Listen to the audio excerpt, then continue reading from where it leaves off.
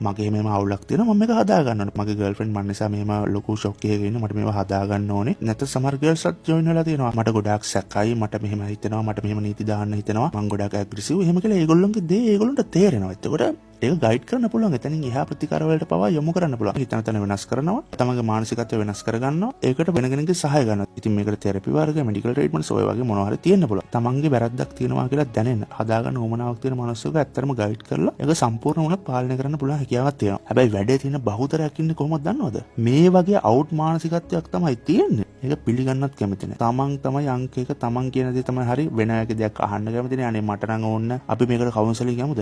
අනේ මට නම් ඕන්න. ඉතින් මට නම් ඕම ගන්න එහෙම මානසික ලෙඩක් නැහැ. ඔයාට ඕන්න යන්න.